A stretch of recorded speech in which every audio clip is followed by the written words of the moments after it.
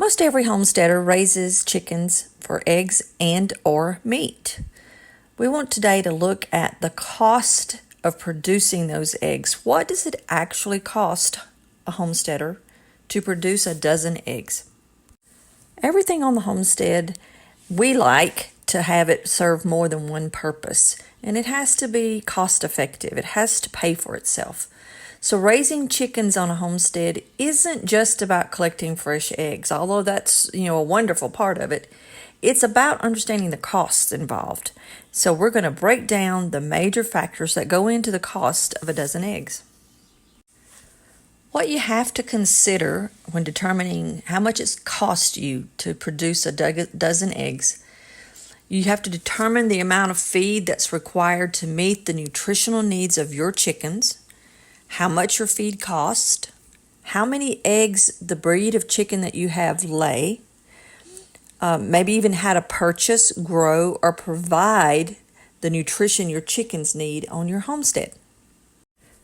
The average laying hen will eat about a half a cup of feed a day if it's a good laying feed. So that's roughly about 300 calories, and that's with no mealworms, no other supplements, no garden scraps, no free ranging. That's just receiving the chicken feed. So over a year, that's 90 pounds of feed for one chicken. So that's almost two 50-pound sacks of feed. In our scenarios, we're going to consider a flock of 10 chickens. It's a good round number, easy to deal with. So for a flock of 10 chickens, expect to use around 19 bags annually. Now, depending on the cost of the feed in your area, I have seen it $10, a bag. In our area, it's about $20 a bag for a good quality laying feed, but I have seen it up to $30 for a 50-pound bag. So your annual feed expense, depending on the cost of your 50-pound bag of feed, could range from $190 to $570. And in some areas, they don't even sell 50-pound bags anymore. They only sell 40-pound bags. So, everything's changing. As I said, in our area, I went and priced a bag of layer. It is $20 a bag is a good average in our area. For a flock of 10 just common breed chickens, this is $380 a year. That's if you have a small chicken run. They're not coop confined. They can get outside and move around a little bit. You're looking at feeding about $380 a year. When we're looking at cutting the cost of our chicken feed, your location where you have your birds is a huge factor because of the weather. Some areas have more bugs than others. There's different seasons, they have different bugs. You may not have wild seeds. If you have symbiotic animals on your farm, like we have pigs and cows, we did have goats at one time, and you do rotational grazing with those, then your chickens can come in behind them and scratch through their poop, which is good because the undigested grain or the grasses, our animals are grass fed, they poop out the seeds and different things. The chickens will go through and worms will come to that, and the chickens get those larvae. So it's a symbiotic relationship between them. If you have a garden area, we always grow plenty of winter squash so that we have to share with our livestock. And chickens they love watermelons, which isn't a winter squash, but we do grow plenty of those for them in the summer. They'll eat tomatoes. They will eat pretty much everything in your garden, which is why you have to have a fence around your garden if you have chickens. But we grow upper ground sweet potatoes specifically for our livestock. We do eat them, but busting them open, you just about have to have an axe. So that's something pumpkins, butternuts, all those things you can supplement from your setup, which includes the size of your flock, the size of your coop. Are they free ranged? Do they just have a run? Do they have a nice size yard? And the breed selection is a huge part of this equation because some have better feed to meat, feed to egg ratios. Some are better free ranged. Some do not do well free range. So you have to provide their nutrition. We created this map to give you an overview of our country. Of course, Alaska and Hawaii aren't on here, but we will group them in with one of these colors as we go over this map. Now, our home ground is, of course, down here in the deep south. Ranges from Texas to Alabama. Florida is considered geographically there. So, why is red considered hard to raise chickens when that's where we've raised the majority of our chickens, where we've lived the majority of our lives, where I was born and raised? Because the heat is very extreme. So you have to be very careful to get breeds that can do well in the heat. You have to provide them shade, plenty of fresh, clean water, storms. We have hailstorms. We have tornadoes, thunderstorms with drenching, flooding rain. So you have to have the right setup. You have to give your chickens special attention. And so while I don't consider it a hard area because that's what I learned in and that's what we've always done, technically it is. It can be hard on the chickens. Green is called the pasture belt, and that is known as the easiest and most opportune places to raise chickens. The weather is moderate, the winters are moderate, the temperatures are moderate, the storms are not as bad. So you have the ideal conditions to be able to have almost zero cost in raising your chickens there. Now, the blue has many challenges. And if you've been with us any length of time, you know we spent 3 years in the panhandle of Idaho. And let me tell you, it was a challenge. You have to have breeds that are winter hardy. There are unusual predators there: bears, wolves, porcupines, and then the usuals, some raccoons and the different birds, hawks and eagles are very prominent there. So you have to be prepared for that. The summers are mild. They do have some hot, but then you've got the forest fire risk. Then you've got the heavy snow and hard freezing winters. So there are a lot of challenges across this blue area that you see here.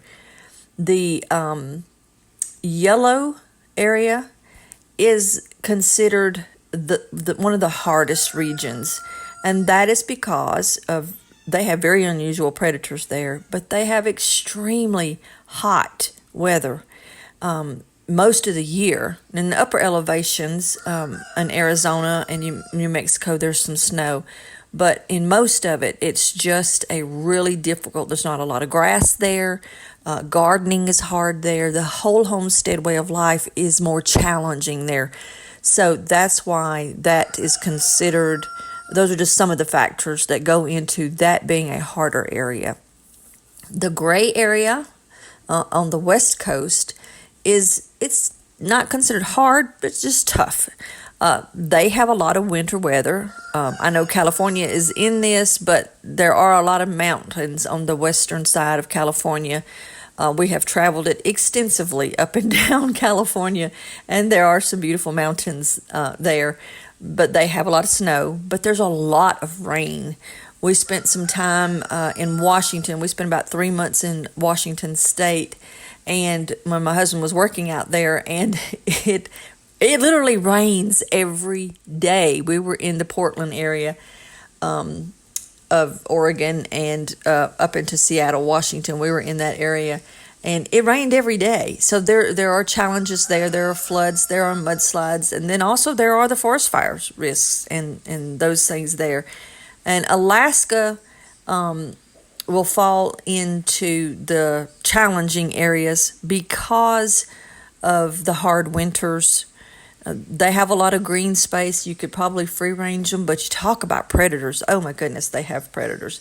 Now within all of this, you have to also consider that there are microclimates Where we live, there's a little microclimate. Where we were in Idaho, we had a friend who lived in a microclimate. He could grow corn there in Idaho and nobody else down in the valley where we were could, because he was in a microclimate. He had warmer days, longer, warmer days, and so he was able to grow corn there. One of the geographical features that you also have to consider is the number of daylight hours. We just threw this in here so you could get an idea of where the daylight hours, are the longest. And then you've got over here in Alaska where, sometimes they have 24 hours, 18 hours of daylight. So if the setup is right, I don't know that I would free range in Alaska. If anybody's from Alaska and you do free range, I would really love to hear about your setup and how that works for you. But, in the old days, many old timers would send one of the kids out early in the morning with a lantern during the winter, so that before the sun came up, they were exposed to a little more light, because the number of daylight hours directly affects the number of eggs that your chickens lay. In an ideal situation, your chickens can typically fulfill their own feed requirements throughout the whole year, like the Deep South, where we're from. Our chickens are let out in the morning. I give them just a handful of cracked corn, and then they're out all day. Then in the evening, I've trained them to my white bucket from the time they hatch. I bring their food in to their mom. Everything comes in a little white 1-gallon bucket. So they know when they see that bucket, I shake it and say, "Come on, girls," and they will come from every direction possible. And I get them in the yard that way. They have a very large yard. And I get them in the yard that way late in the evenings, cast them a handful of cracked corn, and I can get a look at them. I can be sure everybody's there, nobody's injured, and then I can shut the gate, and then they can just go to bed whenever they're ready, and then I go out and shut the coop before we lay down. I used to. Now we have the automatic chicken door, but I still look out the window and be sure the door's closed and everybody's in. So you still got to kind of, watch them. But that's how my great-grandmother did it. She only provided a handful of cracked corn in the morning and then another in the evening. And it was just her way of keeping them used to her, and her kind of controlling their patterns during the day and checking on them, being sure everybody was there. I'm sure you're aware that egg production varies hugely by breed. Our Rhode Island Reds lay around 300 eggs a year. Our black Australorps, they used to hold the world record for 362 eggs in a year. Now the Leghorn has broken. It's in the Guinness Book of World Records, and I can see why. One hen lay 371 eggs in a year. I don't even know how in the world that's possible, considering it takes them about 24 hours, but she did it. It was verified by Guinness World Records, so there you go. Our speckled Sussex also lay around between 300 and 320 eggs a year. So they're really good layers. So, it varies widely. You can have some breeds, that may only lay 150 to 200 eggs a year. So the egg production of your breed is what we've already talked about, very significant factor. For a flock of 10 good breeds, let's use Rhode Island Reds, because they're a good 300 eggs a year, and they're kind of average for a good bird. So from those 10 hens, you can expect between 2,500 and 3,710 eggs a year. Now that's 4 to 6 dozen eggs per week. Now that is a lot of eggs. And if you can't eat all those eggs, then you have the options of selling them to people who want to use their incubators, selling eggs for people to eat, water glassing your eggs, dehydrating your eggs, freeze drying your eggs. You have lots of ways now that you can preserve those eggs. So choosing the right chicken breed can be the difference between success and failure. We have three breeds that we raise. My husband's favorite is the black Australorp, and I love them. Don't get me wrong; they're excellent birds. But for some reason, my heart tends toward the speckled Sussex, and then we both like the Rhode Island Reds. And these are three breeds that my grandmother and or his grandmother raised. My grandmother did not raise Rhode Island Reds. His grandmother did. My grandmother raised speckled Sussex. His grandmother did not. And they both had black Australorps. So we have a good little mixture there that we like. And been very successful with them. They work good in our area. They meet all the criteria for us to be able to free range. Just like selecting the right breed is the key to success, selecting the wrong breed can lead to all sorts of trouble. And it can cost you time and money, loss of life to your birds. So just a little thoughtful planning. And our book, you can see here in this side shot, it's a page of our book. We have all kinds of breeds evaluated for you to make it easy for you. My grandmother always said, a happy chicken will lay happy, healthy eggs. And I believe that she's right.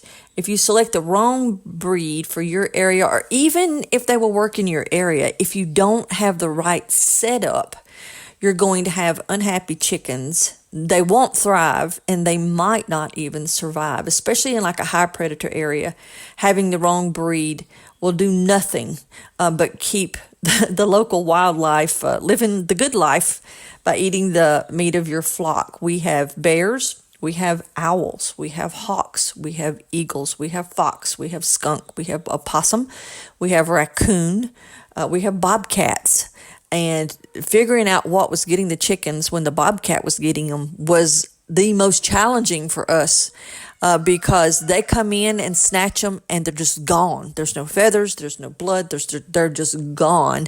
And until we set up game cameras and actually caught him in the chicken yard, we had no idea what was the problem. So, you have to consider all these things. But if you do proper preparation and you have the right setup for your situation, you can be successful. As I mentioned, our book, Guide to Successful Chicken Keeping, it has over 200 pages of pictures and information from 4 generations of chicken keeping. So it's not just my 45 plus years of experience. That's all based on 3 generations behind me of chicken keeping. So for happy, healthy chickens, there's our book for you to help you be successful. So I know we're talking about how to lower the cost or determine the cost of a dozen eggs for you as a homesteader. Well, what chickens need in their diet is a balance of carbohydrates, fiber, fatty acids, proteins, minerals, vitamins, all the usual things. And as I said, our birds only receive a little cracked corn. They have the rest of the farm to range around in and get everything they need, and they do great with that. But not everybody can do that, and that's okay. You can still be successful by understanding and looking at the nutritional needs of your birds, different ways to provide what they need at a lower cost. You are lowering the cost of your eggs. So let's take a look.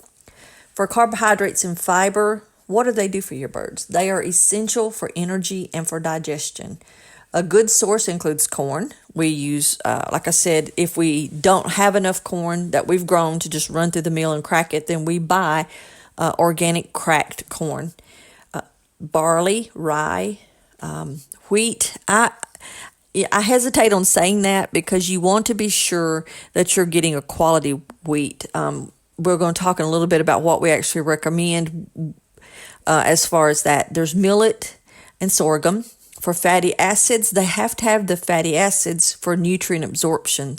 So fats, tallow, lards, plant oils, protein for growth, for egg production, insects, meat, fish meal, cornmeal, the minerals, they have to have those just like we do for bone health, eggshell formation, just overall well-being. Calcium, phosphorus, and potassium are the main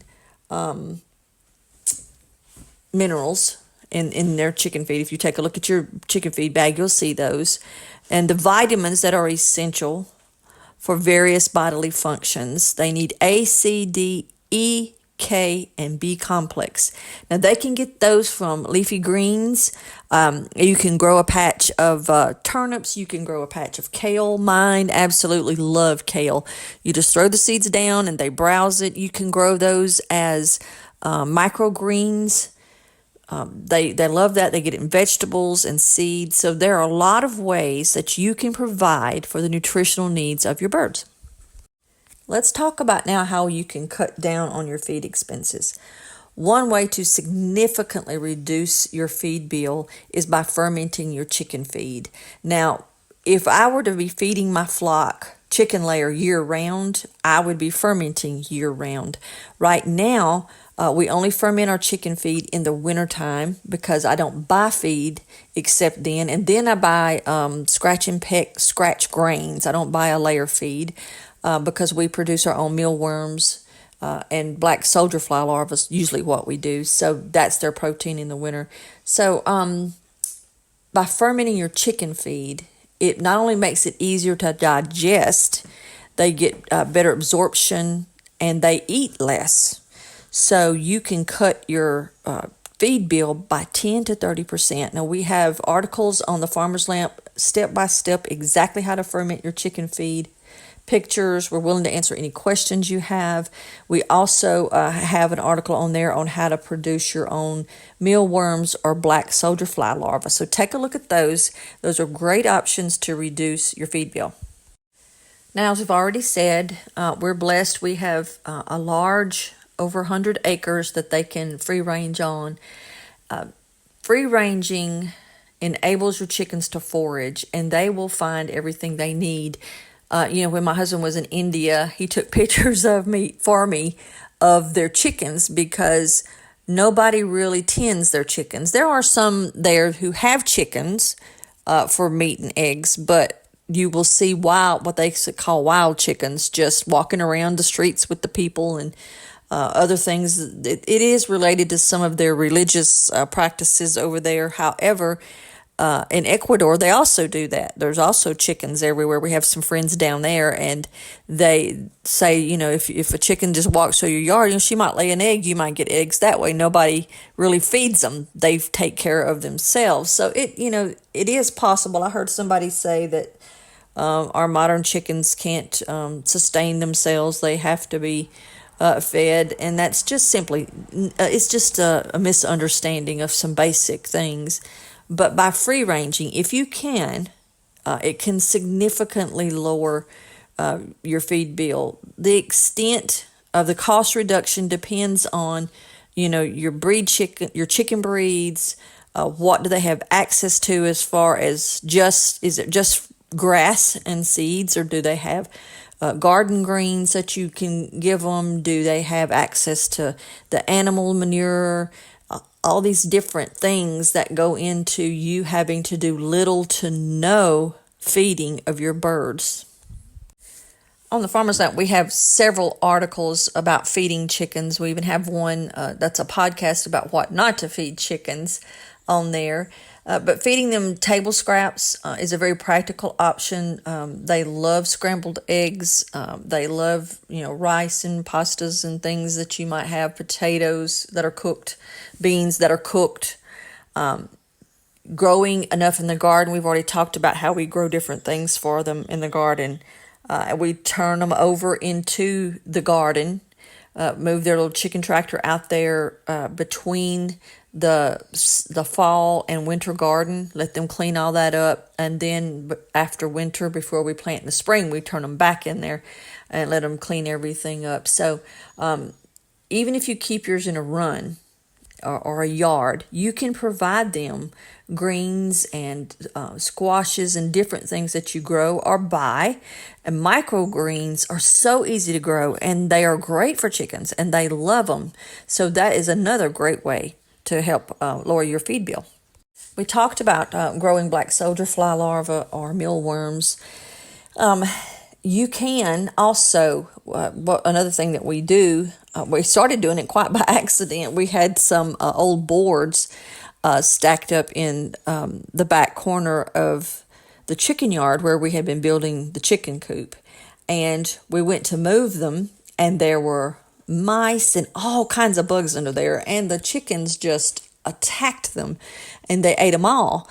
So we would lay boards around the chicken yard in different places, and then every now and then when we're out there, we just flip them up. When the chickens are in the yard in the evenings or in the early mornings, we flip them over, and they clean that up, and then after a little while, we flip the board over again, and they clean that up. So there's compost piles. We have 3 compost piles, and the chickens love to scratch through them. Not only does it help the compost pile, they're putting their poop in there and it's breaking down. And if a compost pile is close to being ready, we cover it to keep their fresh poop from being in there because it'll burn our plants. But as a general rule, they're able to scratch through them. And old hay. We put an old round bale of hay in the back corner. They scratch through that. Bugs come to that as it decomposes. So that's, another way. Now, I want to use a word of caution here. You have to be careful when you're supplementing with mealworms or black soldier fly larvae or any protein treat, you might consider it, how much you give your hens. And in our article on growing them, we have how many mealworms per chicken, so check that out.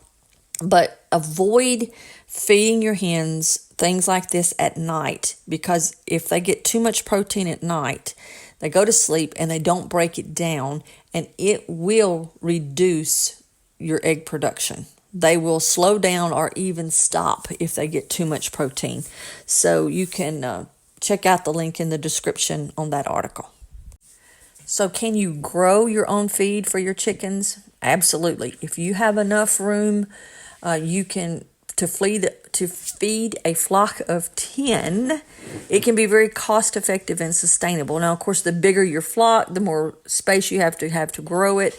You could work with a local farmer who's already growing these things to grow extra for you, or to buy from him. There's all kinds of ways that you can do this, because it's going to be a lot cheaper from him than it is, from the farmer's market. But if you can grow it yourself, you're looking at just the cost of seeds.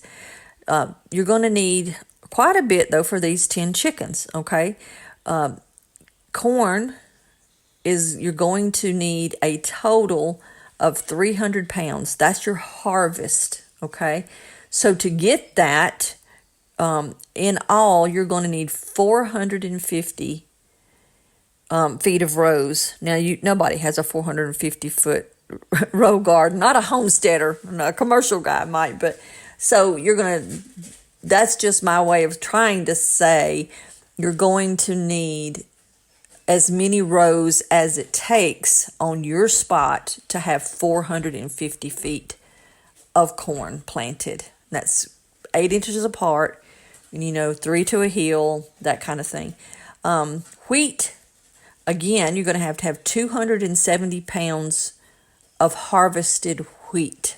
And that can be grown in about 3,000 square feet.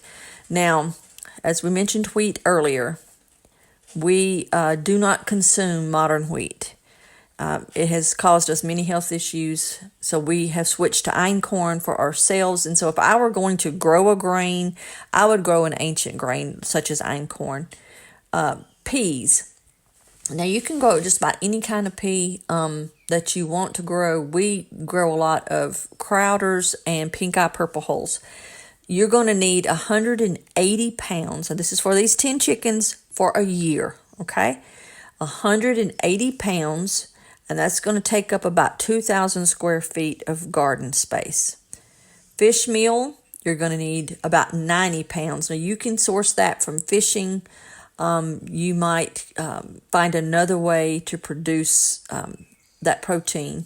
Mealworms, you got to be careful again, like I said. So, you want to stay close to what they recommend on the label on your chicken feed bag. I will get it out in a minute.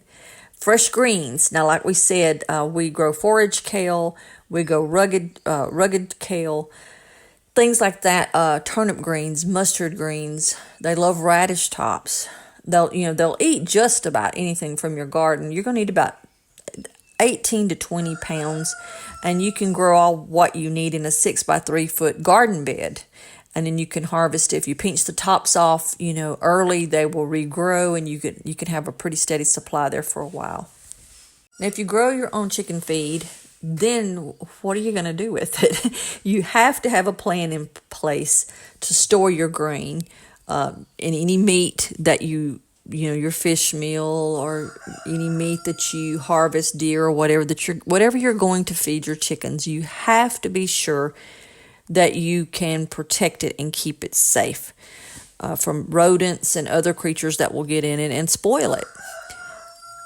Now, let's talk a second about oatmeal, because I know I've been asked, and I know I hear it in somebody's mind. What about oatmeal?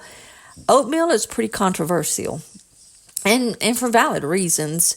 Oatmeal, or oats, contain a beta-glucan, which chickens and other animals struggle to digest efficiently. I've seen some research that the beta-glucan can lead to the formation of a thick gel that lines the bird's intestines so they don't absorb any nutrition from whatever it is that you're feeding them. So for us, we choose to not only for ourselves, we don't eat oatmeal, we don't give it to any of our animals. But as we always say, we're just giving you the information, what we do and what we've learned, and then you have to make the decision for yourself. It will cost you, as of right now, the recording of this video, around $40 to buy the seeds to start growing everything that we talked about growing to feed 10 chickens for a year. But that's just that first year, because if you know how to save the seeds, then you can save the corn seeds and the wheat seeds and the pea seeds and all these other things. You can save those seeds, and then next year you don't have that expense at all. Now, you can swap out anything in this little recipe here that we have for you for something that has comparable nutritional value. It has to, equal 8% fish meal. It has to have that same protein, and it has to have the same nutritional value, whatever you swap out for that fish meal. Okay, so here we are. We've covered everything about feeding your chickens, the different ways to cut your cost. So let's take a look at the egg price analysis. So right now, to buy a dozen pasture-raised eggs, they haven't been fed any grain, they've been pasture-raised, they've had everything they need provided, $7 a dozen. Now that's over $2,000 a year for eggs. And if you've got a family, let's consider that. If you've got a family and you're buying 2 or 3 dozen eggs a week for quality eggs, think about that. That's just buying, it just astounds my mind. But we're looking at 309 dozen eggs, because that's what our 10 hens, that's an average of what our 10 hens will produce in a year. So for that 309 dozen eggs, we bought them at the grocery store, we're over $2,000. Now, if you buy the feed for your 10 hens, and they produce that 309 dozen eggs a year, you're looking at $1.23 a dozen. Wow. That is a huge price savings. If they are able to get fermented feed, if they're able to free range and get bugs, if you give them scraps, you're looking at lowering that by another 20%. If you grow your own feed, they have the ideal, like we've already talked about, the fermentation and the bugs and the scraps and the boards in the yard and the hay in the chicken yard. And you grow your own feed. You never buy chicken feed, never buy corn. You're looking at 8 cents a dozen. Is it possible to get down to zero? It is possible. And there are some people who do it. And we set a challenge for ourselves, to try to get there. And we're not too far off the mark, but with us buying the cracked corn, right now, then, we're not at zero, but we're pretty close. But if your birds have the ideal setup, you have the ideal birds, they have the ideal housing, they are able to free range, they have good resources. And what we mean by that is plenty of bugs, the other animals that they can scrap through their poop. They have compost piles, they have boards, they have hay, they have garden scraps, they have kitchen scraps, they have everything, and you don't buy feed at all. Yes, $0 a dozen. Like I said, we're not there yet, and we might not ever get there, but we are pretty close. We are right now at around 2 cents a dozen for our birds, so we're comfortable with that. Now, in all of this, you have to also remember the maintenance of any equipment that you have that you use, and maybe pulling a chicken tractor around your farm, maybe turning over your compost pile, incubators that you might use to produce new birds, anything that's used in producing your eggs. And you also have to consider your time. Your time is valuable, so you have to consider these things too. So we've looked at the cost analysis of your egg production, different ways you can cut it, and your combination of what works for you and your setup, your backyard, your 100-acre farm, your neighborhood, whatever works for you, in any combination of any way you can lower that cost is going to put money back into your pocket and maybe to your other food budget or other places. We like to invest in the infrastructure. And anytime I'm giving a talk on poultry keeping, or I'm talking with a new chicken keeper, this is one thing that we first address with them is the infrastructure. Choosing the right breed is where we start, because that is paramount for the space you have, for the setup that you can create, your chicken coop, your fencing, your watering system, how are you going to feed them, buying your initial breed stock, the rooster you have for procreation and for protection, and any breeding yards. You have to clean out their coop at least twice a year and change out that bedding. Oyster shells, we feed our hens back their eggshells, but if you don't want to do that, you can buy oyster shells, or if you don't have enough of the eggshells, then you can buy oyster shells, and that gives them the calcium. And then, other products like diatomaceous earth for worming and for mites, and apple cider vinegar for boosting their immune system, and essential oils. And, if you have one get egg bound, the tub you're going to bathe in, there's just all other kind of little infrastructure incidentals that you need to take into account. Now, many of these are one-time charges. Some of these are, a couple of times a year or annually. So they're not huge after you get the infrastructure up. Very little is added from these things to the cost of your egg production once you've gotten past that first or second year.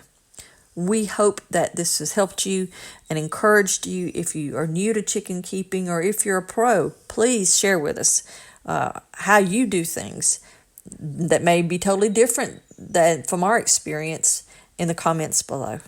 Until next time, safe and happy journey.